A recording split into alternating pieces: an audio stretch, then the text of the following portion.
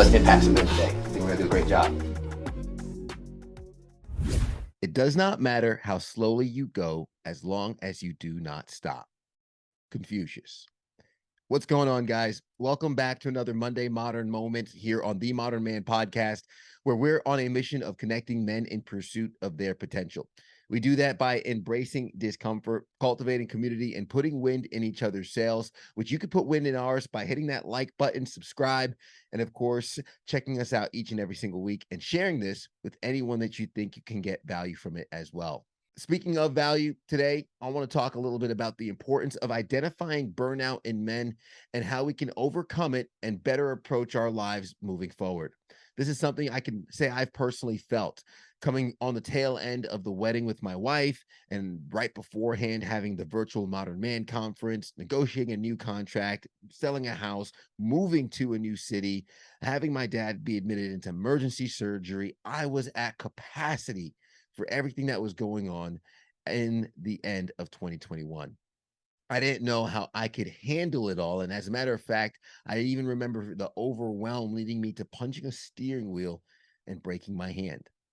All that to say is, if we don't identify burnout in ourselves, we can end up leading to self-destructive behavior, which could cost us in the price of a broken hand and, of course, the surgery that came afterwards. If we can identify maybe the exhaustion, the cynicism, or even some of the just lack of motivation in our lives, we could better identify burnout and then better approach our activities and some of our to-do lists moving forward.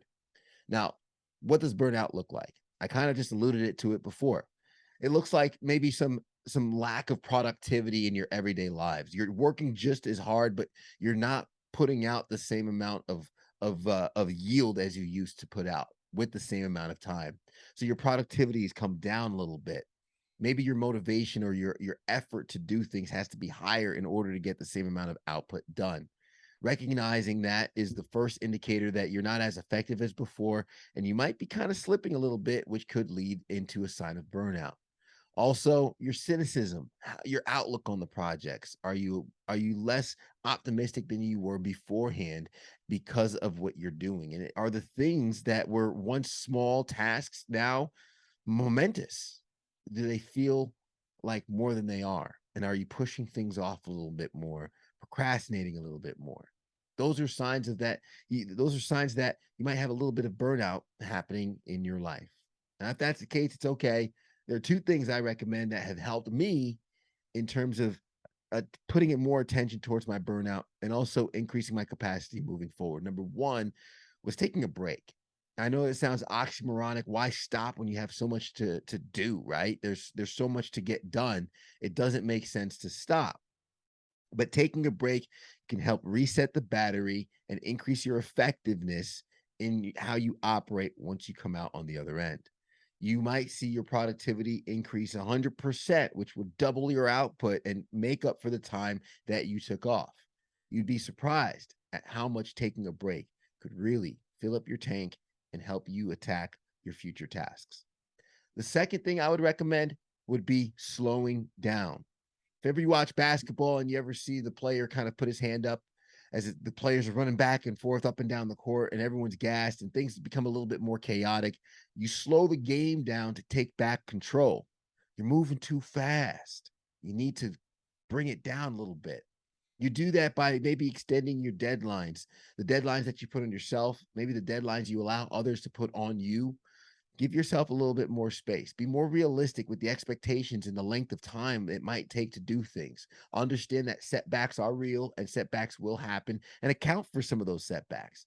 It's okay to shoot for the moon, to have those BHAGs, those big, hairy, audacious goals, but also understand if you miss, you still land among the stars. Give yourself grace in that ambition, and also give yourself those realistic expectations and understand the fact that you can overestimate what you do in a year, but underestimate the progress you can make in 10.